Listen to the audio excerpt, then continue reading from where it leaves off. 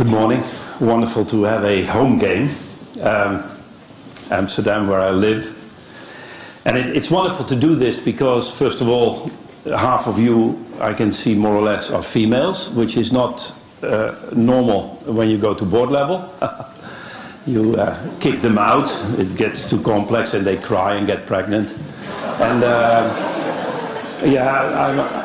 I will talk more about that later on. And secondly, fairly young people, and I love that because it makes me feel even older.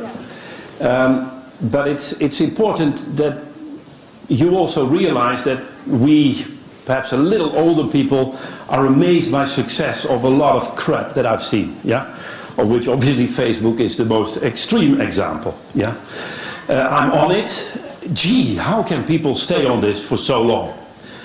I was observing around the coffee how many people were talking to other people and how many people were on their little device. And it's interesting because perhaps this conference should be called the asocial conference. It's amazing how technology has taken over even if we're in proximity. Yeah? So make this a social conference, discuss these things. And why this introduction? Because this is all dilemmas. Dilemma means, hey, technology is great, obviously, and I agree. But people sometimes are great too. And it's difficult to make a choice. But apparently some of you do. You just go on with twittering. And then people say, gee, you saw the Twitter. Yeah, I saw that. Great. Why didn't you tell me? Yeah. And it's kind of interesting because if you're social, you don't have time to Twitter. And these are the things that I think is tremendously important if you go into boards. Boards are perhaps a bit more traditional and say, gee, and I'll give you many examples of those. We had this strategy, it worked pretty well. And now we have another strategy, and do we have to replace it?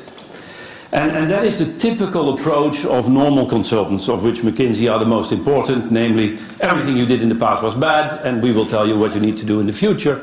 And by the way, in 5 years' time, we will say the opposite, because you all transferred to the centralized, and now you need a decentralized approach. Now, I'm saying this because dilemma thinking is a way of thinking in combining opposites. How can you use technology to become more social? Now, obviously, you know, because Facebook, as an example, is a version of being social. But can we transfer this to a higher level? And I think we can. And I'll give you examples. By the way, we gave you a list of typical type of dilemmas in the social media. And we have thought a bit about, but how can we integrate those? Also in best practices, you very often see that organizations have integrated those opposites rather than replace one with the other. Our education doesn't help us very much in dealing with dilemmas. And I'm now giving a compliment to MBAs because I use them in the same sentence as education. MBAs are, as you know, walking spreadsheets, and they are bipolar thinkers. You're educated to be bipolar. Now, what is that? Let me give you an example. I very often teach MBAs, in the Netherlands better known as mediocre but arrogant. And I ask them the famous question, why would an organization centralize and why would an organization decentralize? Now, how do you recognize an MBA? The answer is there before the end of your question. Okay? And they say standardization, economies of scale, consistency, that's why you centralize. And you decentralize close to the customer, flexibility, etc. And then I go into the second round and I ask the same question, but I say, first think. And most of them get nervous because normally that's not part of their education. Right? Now, if you think about the question, and I'm involving you, what is the only reason for a company to centralize and the only reason for a company to decentralize? Any idea? And don't guess, because if you know the answer, you say, yeah, sure. Making money, that's adding to the list. By the way, it's fine. So it's called the young generation. Yeah. A new CEO, yeah. Or work for McKinsey, yeah. No, the point I'm trying to make, by the way, it's all okay what you're saying. But the point I'm trying to make is that the only reason for centralization is decentralization. Okay? Because if you're not decentralized, there's nothing to centralize. Right? And people say, yeah, I never thought about it this way. Now, let's take our human body. Is that centralized or decentralized? And we all know the answer is yes. We have centralized certain functions to allow for more decentralization. Okay? Now, if I do cultural research or corporate culture, there are degrees of centralization and degrees of decentralization. And one is at the cost of the other. Why? Our human body gives the, because if we're completely centralized, we die. It's information overflow, we can't function. If we decentralize everything, we die. So life is how you integrate centralization and decentralization. Another example, Myers-Briggs. Have you ever used Myers-Briggs, that crap? Yeah? And as my colleague says, oh, Myers and Briggs, aren't they two housewives that developed a questionnaire over the weekend? Now, let me tell you a story. I was with 3 senior British consultants, which is the English way of saying old. They used Myers-Briggs, personality test, for about 25 years. And they accumulated a database. And Mr. Trompenaars, you have a database on culture. Can we merge them? I said, why not? Have you filled it in yourself? I said, no. So why don't you do that? So I went to the internet, $2, you get a profile. And it was deductible, so I did it, right? And you know those questionnaires where you have to choose between A and B, A and B, A and B? And with every choice you're in doubt, right? That crap. And you get a profile. And what I found is that if you score 80 on thinking, you score 20 on feeling. If you score 70 on introvert, you score 30 on extrovert. Why? So I asked these 3 guys, 25 years of using MBTI, can you explain me, why if I'm thinking, is that done at the cost of my feeling? That's why I call this crap. Now, I obviously know there are people who only feel. We call them either French or neurotics. Yeah? And I know people who only think. We call them robots or Swedes, right? I know people who don't do either of them, and they were re-elected as President of America, right? Now, think about your hero in life. Your hero in life, whoever that is, your partner, an old professor, a political icon. Is that a thinker or a feeler, your hero? Can I guess? They score 100 on thinking, 100 on feeling, and they combine the two. And that's exactly the reason why it's your hero. So why are there no questionnaires that measure that? Okay? Now that is leading to, in fact, the last, by the way, the slides will be available in many devices. What I will do is show you what this has ended to. I mean, with the last 10 years we had, I think, 3 crises, and the next is coming. This has resulted, this bipolar thinking, in organizations that look a bit like this. Okay? And I would like to see what is the alternative. Yeah? Now, the alternative is integrative work. First of all, innovation. Have you ever used the word we as leaders or we as whatever, we need to add value? You know who developed that concept of adding value? Michael Porter. You have the value chain and you add value. And I once was in a forum with Michael Porter in front of 1,500 Americans. It was a lot of fun because if you ask them questions, they go for it. And there was this discussion about adding value. And I said, Mr. Porter, because I very often start very polite, can I ask you a question? You write a lot about values, but have you ever read a book about values? And he got irritated. So my mission was accomplished. He said, what do you mean? These are the people who just lack feedback, because nobody dares to challenge them. I said, now if you read a book about values, you know you cannot add them. I said, what do you mean? Now, I was prepared. I said, let's take a car. What is the value of a car? Speed, yeah. Safety, could be. Can you add speed to a safe car? So you have a safe car. Can you add speed to that car? Easy, you double the engine size. Can I bet it will lose its safety? Can you add safety to a speedy car? Easy, you take off the wheels. It's very safe, but you might lose speed. The problem with values is you cannot add them. By the way, we have a lot of bad language metaphors. Adding value is stupid. Oh, let's add a bit customer orientation to our company's culture.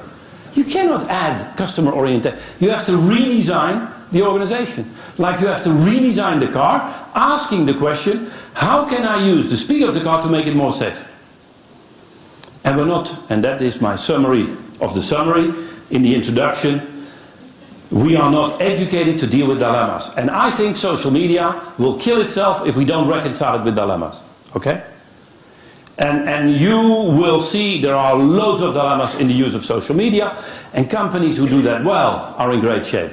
Because the beauty of dilemma reconciliation is you don't have to throw away your old logic. You see that the history of management thinking was one extreme after another. And now we're in the middle of a next extreme that will kill itself if we don't reconcile it with the opposite. Right? So we had efficiency in the 1910 environment, scientific management, and it killed itself by exaggeration. Then the Hawthorne experiment was kind of a rite de passage, as the French would say, and we went into, no, it's all about human motivation. So you got Maslow and Herzberg and all these theories, and it killed itself by exaggeration. Then they said we have to go out of the company, and in the 60s it was client orientation, marketing theories, and it killed itself and it was replaced, you remember, by the shareholder value. You remember that one? It killed itself recently. And it was interesting, I wrote an article in the Financial Times, and I didn't like the article, but the title was pretty okay. And it was shareholder value, the value created for people who never share. And I was predicting it would kill itself. Shall I predict, if it's early in the morning, so if you don't throw up, then I will tell you what I think is the next exaggeration, right? So don't throw up, okay? Have you heard of corporate social responsibility? Yeah, yeah. And everybody goes on it, yeah. CO2 reduction, so they don't only buy the most ugly car in the world, which is called the Prius. But they say, no, it has very little CO2 emissions. But I know it's a fashion, because if you include the recycling of the battery of this damn car, you can even not beat my car. And there was an article in Business Week that says if you, and they took my car as an example, 8 cylinders, 420 horsepower, 79 years full gas, the same CO2 emission as the recycling you need of the CO2 emission for the battery, yeah? And that's why it's all fashion. It will kill itself. The issue is that the value of an organization is how do you deal with the competing demands and needs of the stakeholders. I'm not against society, I'm not against shareholders, I'm not against clients, I'm not against employees, but you can only sustain if you reconcile the dilemmas. And I'll give you some examples of that, and I apply them to social media. Okay? Now, let me go to the approaches we take. We help people recognize cultural differences. Diversity that needs to be integrated needs an approach that helps you recognize. A lot of my colleagues in the field of cross-cultural studies, apart from using bipolar scales, they stop at this level. They say, yeah, these are typically the French. And then they walk out and say, good luck. So I would say add respect to it. Now respect is easy once you know that all cultural differences are in yourself, but you have forgotten about them. Now some people say, but how can you ever respect people from Asia? They always say yes, even in cases where they want to say no. A bit the opposite from Germans. Now, the trick is, can I put you in a situation where you would say yes while you wanted to say no? And then you get it, right? And those who are married, you know what I mean. Now, respect starts when saying, gee, and I remember 32 years ago, I remember because that memory still works, I was utterly in love. And this was in London. It's now my wife, we're still in love, but I travel more. And we were in London and she bought a dress. Now you know London, awful dress. And she said, Fons, do you like it? Now if you're in love, what do you say? Yes. Or you become English, you say, interesting dress. And suddenly you realize that if you're in love as a Dutchman, you become Japanese, right? Now, interestingly enough, the dilemmas, and that's an important point, that we share worldwide are the same, but the approach to the dilemmas are opposite. So, Japanese and people in love start with the relationship, and then later at the bar with a bit of sake, they give feedback on the dress. In the Netherlands, if you're not in love, you start with the feedback, and if you're German, you give 5 reasons why it's ugly, and then you go to the bar to say how much you love her. The dilemmas are the same, but cultures are the approaches to dilemmas. And we call that reconciliation. Reconciliation is the art of integrating opposite, and then we realize en route. Now, let's apply this. First of all, thank you for your output. We had 70 from this community. And it's a bit of disappointment, but Thijs told me many of you don't have a computer. So we understand. We had our own little community, and we got another 63 or so. Or what is it, 53. So we got 123 participants, which is a nice little start. But we leave our website open, please, if you say we want to participate. And what I'll show you in feedback is about half. We have much more, but it's too short to go through all this. Let me give you some basic feedback. We see here personal use and business use in respectively blue and red. Heavy users, medium users, light users. Okay? Then we tapped into your dilemmas, and we found a list where we asked you to rank order the importance. And these are the top 5. Okay? Have a look. I won't read it for you, but I want to say these are dilemmas, and I'm happy that you found them interesting, otherwise you wouldn't have chosen them. But these are the typical dilemmas of social media. And the risk, and that's what I'm saying, that you only go for one side. Now, the worst you can do for a dilemma is make a choice. You need a mindset that combines. Okay? Now, what is cultural about it is where you start. Do you start on the left-hand side or on the right-hand side? And this is another word for strategy. If we talk about strategy, it's the integration of dilemmas, business dilemmas. Okay? Now, let us first of all define culture, because culture is the way we approach dilemmas. I don't want to ask you, by the way, I'll get a bit interactive in a second. Culture is like an onion. On the outside we find the artifacts and products, like the way we dress, what we eat, the language we speak, but it covers a deeper layer, and that's called norms and values. Norms are shared orientations, or what we define as what we should do, and values are what we like to do. And when we start liking what we should do, in other words, the value becomes a norm, it slips out of consciousness and becomes a basic assumption. Now, in a nutshell, these things are different across communities, because this is very implicit, because we are faced with different problems that come to us as dilemmas. And in fact, culture is the way we solve dilemmas. Okay? As I told you earlier. Where do you start? Do you integrate? There is no society that can't do with feedback, and there is no society that can't do without relationships. But feedback in some cultures are at the cost of relationships, and vice versa. So we need to combine them in our own way, and then you survive. And if it works, it becomes a basic assumption. So this is done in areas of human relationships, time and nature. It's a way of structuring the basic dilemmas we human beings face. Let's take, and I'll become interactive. I did my research since '79. I did my PhD research at a little community called Wharton, which is a business school in America, and I was sponsored by Shell. And we compared 6,000 Shell people in 10 different refineries in how they acted differently within a corporate setting, that's called corporate culture, and we tried to explain that by national culture. And this was one of the questions we asked 6,000 people. By the way, we now have a database of about 100,000 people.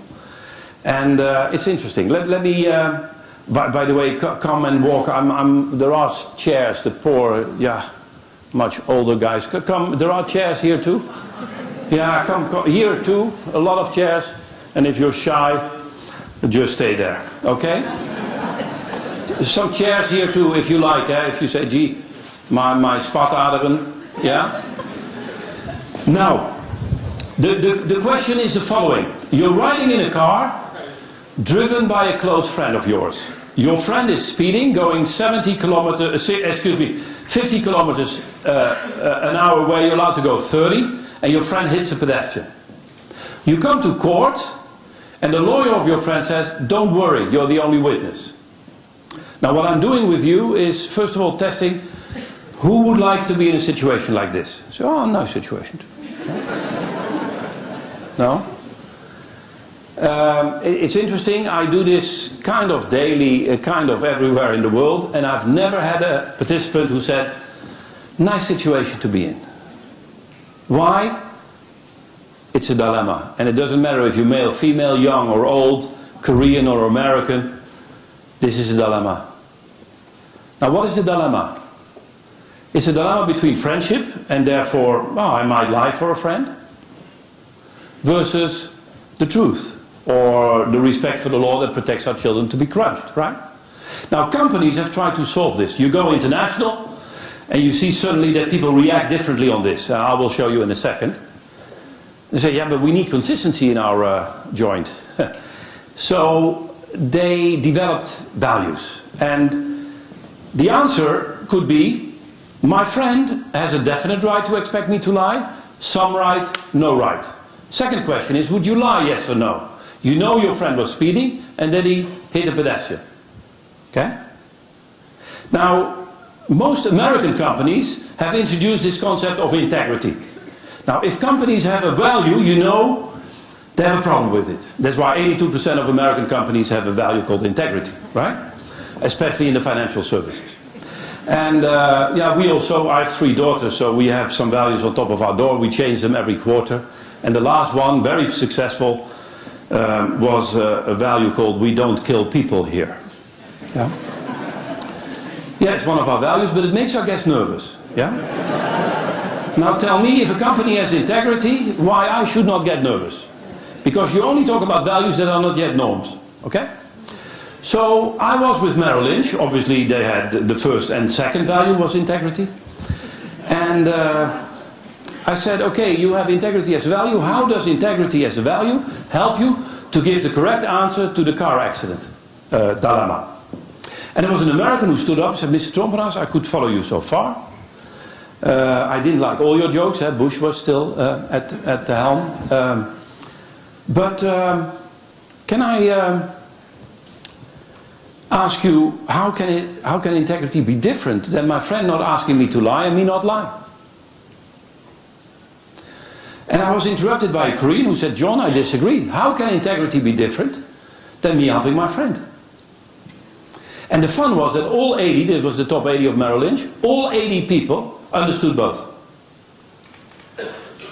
The dilemma is shared. It's our culture that kills half of us.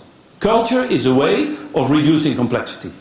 Now, in America we had half a logic, and obviously the opposite half was in France. And then we have another half logic in Korea, and all these half logics were very interesting when the Americans were in America, the Koreans were in Korea, because in Korea you help friends, and in America you don't lie. But now we get multicultural teams, where you have a Korean working with an American, and I have good news for you, half logics don't work anymore. And by the way, this is for me the core of the crisis we're in. That we don't have paradigms that can deal with cultural dilemmas. That's why 75% of mergers and acquisitions fail, because the best bipolar thinkers, in other words the ineffective dilemma reconcilers, are McKinsey. They screw up every integration process I've seen, and then we clean up the mess after 2 years. Obviously the fees are pretty low, so it's 6,000 per day, but then you get somebody of 24. Huh? And it's kind of interesting because they say, oh, we have the best strategy and we have the best HR people and we have the best logo, just 1 million, and we have the best IT system. It's only these damn people working here, right? Now, what is the alternative if we take the second one? We respect the culture of others. Now, that's why I chose Merrill Lynch. And the question is, how can the values of integrity and the respect for other cultures help you to give the correct answer to the car accident dilemma? Now, what have I done so far? I've said the world is growing more diverse.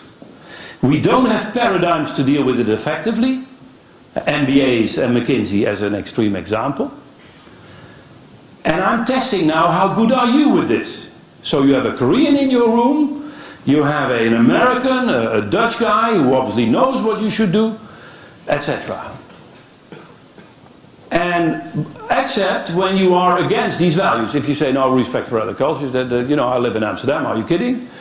Or integrity, that's not my pot of tea, then tell me, But if you say these are interesting values, what do you do? If a Korean says integrity is helping friends and the American says you have to tell the truth. Take 1 minute with your neighbor. Normally I give 20 minutes, but we don't have a lot of time, and by the way, time doesn't really help. Good luck. And the answer is the bottom one. And I'm intrigued, because you're in social media, you're bright. Try to find it on the web. Good luck. I'll be back in 1 minute, testing your transcultural competence. That will apply to social media, because we're about halfway, or I don't know, but who cares? Yeah?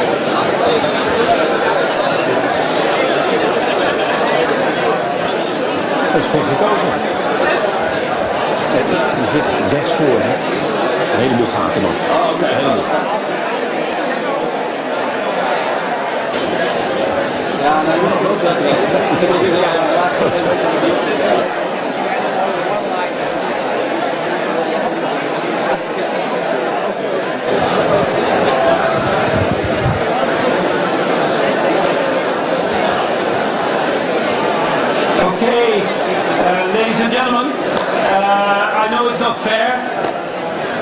What normally happens is that people share a bit what they would do.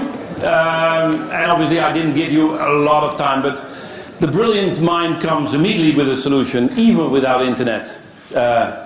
Any idea? Any idea? What could you do where you say, wow, the Americans agree and the Koreans agree in this little case? Now, you see what I'm doing with you. I'm giving you a dilemma where we lack the, let's say, routine of dealing with it effectively. And let's then apply that to social media. Now, the problem here, first of all, let me start, is not your lack of answers. The problem is my question. Yeah? This is called an MBA question. An MBA question leads to brilliant discussions, but the question is wrong. In a nutshell, MBA education giving brilliant answers to fundamentally the wrong questions. Now, and I blame the professors rather than the students, they don't know. Okay? What is wrong with my question? It has an assumption. My question has an assumption that by choosing for a friend and lie, or to go for the truth, is more or less integrity. You cannot find integrity on bipolar scales. Integrity, if you go to the etymological dictionary, one of the wonderful definitions is integrity is creating wholeness through the integration of opposites. So what the hell is that? Think about yin and yang. Yin and yang are two opposites that create a whole. Now in practice, what does it mean? I was doing work with Toshiba, all Japanese, I do this about 5 times a year, on innovation. And I give this example because innovation, you remember, is combining values that are not easily combinable, therefore scarce, therefore profitable. That's the essence of innovation. Okay? So I said, what do? Let's practice this. And cut a long story short, the Japanese always say, our option is not on the list. I said, tell me more. What we would do in Japan is we would test the strength of our friendship by asking our friend to tell the truth in court, so we can talk to the judge to lower the sentence for his courage. So now what happened? Instead of choosing between the friend and the truth, you connect your friend to the truth. And the end result works everywhere. Now the dilemma is, this is called universalism versus particularism. And the universal standard versus the particular case. A universalistic culture would go for this, in a nutshell, the Germans. And on the right hand side we have the Italians. Okay? How do you recognize the particularists? They will always ask a question before they answer. Things like, what happened to the pedestrian? Or the Italian asking, what happened to the car? Yeah? There are important things. Yeah, and what car? They're even more important. Yeah? The Germans, the more universalistic cultures, as you will see the Swiss win, is, yeah, there is a standard and we need to follow it. Now have a look. This is our 100,000 database. Now we have about 60 countries in there, so this is, let's say it's 80,000. In Switzerland, 97%, look at the second line, says, my friend has no right or some right and I will not help by line. And as you know, 3% speak Italian. Italy is not on the chart because PowerPoint can't deal with negative scores. Yeah. Now, do you understand why I allow myself to make jokes left and right? Because they're both half-truth. At the bottom is not worse than at the top. But the problem is, if you go international, you get dilemmas out of this.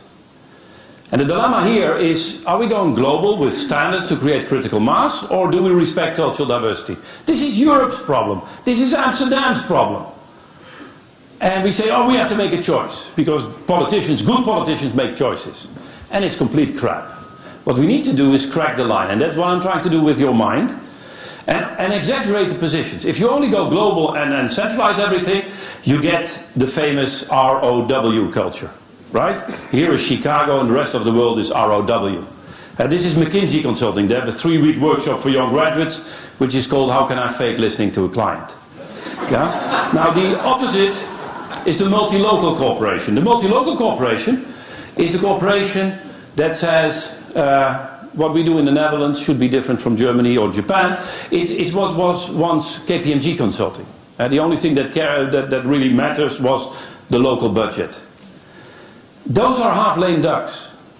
The compromise, be careful for the compromise, is known as the Statue of Liberty with a local flag.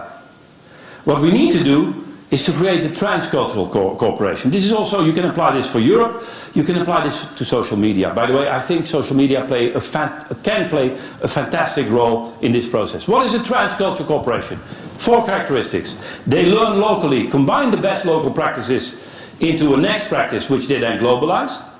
The top is diverse, number 2. And they are driven by shared values that come like yin and yang. Applied Materials is, I think, a wonderful organization that has applied this to its backbone, because they have yin and yang values. Instead of saying we believe in teamwork, so that the Americans think differently than the Japanese about this, they say we strive for teams that consist of creative individuals. We give direct feedback with diplomacy. And we're running a workshop in the Netherlands to explain what that means, right?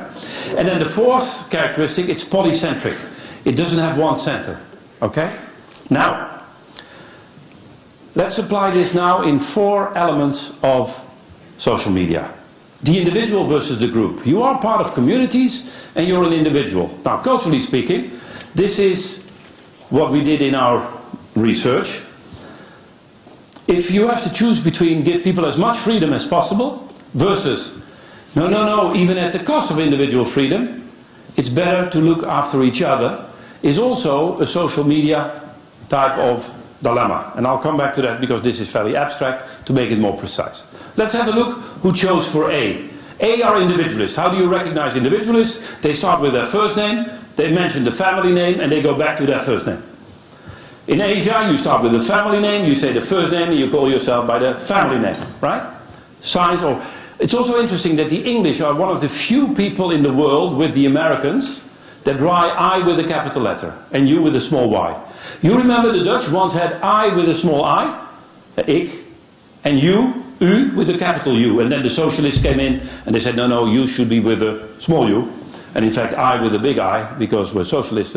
Have you ever met a socialist that didn't start the sentence with I? Now, have a look. Enormous differences, right? Now, let's now apply this to social media. First of all, it's nice to have cultural differences. By the way, very important. Because can you evade cultural differences by internet? Yes and no. You know, the telephone has shown what it does to cultural differences, namely the more you relate with each other, the more it's clear that you're different. Okay? And it's interesting because it looks like the telephone is something that is not comparable to the internet. No, it's partly true. For that time it was, but it didn't decrease the cultural differences. The more we get similar, the more we want to be different. And I'll come back to that in more detail. But let's have a look of age. We have the same database. 100,000 people. We disregarded the passport and we said, what are the scores by age? And you see that individual people, that young people are much more individualistic than older people. Now, fine, who cares? Not one is better than the other, but you interact. In social media strategies, you interact. Have a look, for example, here in what light heavy users mean. And it's interesting, this is, by the way, only 123 people, so it's a kind of a nutshell thing. But our 70 from here, mostly Dutch, our database gave some more stuff outside of the Netherlands. That was one of the selection criteria in our invitation. But it's interesting to see that, although again it's a very small sample, but you can't just say that heavy users are only found with young people. Now if they're also found with older people, you get the clash of, are you there for you as an individual, are you there for the community? You need to reconcile. Have a look. This is one of the dilemmas you chose, number 2 out of the 5. For example, individual knowledge and judgment is the most effective basis for making the best decisions. So you take something from the internet. Collective intelligence, so the power of the network, co-creation in communities. It's very interesting. If you go for one or the other, you're not as effective as a reconciliation. Now, how could you reconcile? Let's have a look. For example, are you independent or are you dependent? Independence, obviously, is the individual. Dependent is, I'm part of a group. Is there a way to reconcile? Let's first start abstract and then apply it to what you have told us. Dependence, this is called expert input. I love this one because it's moving, and the more it moves, the bigger the lack of content. The opposite extreme is heat without light. The reconciliation, obviously, is known as interdependence.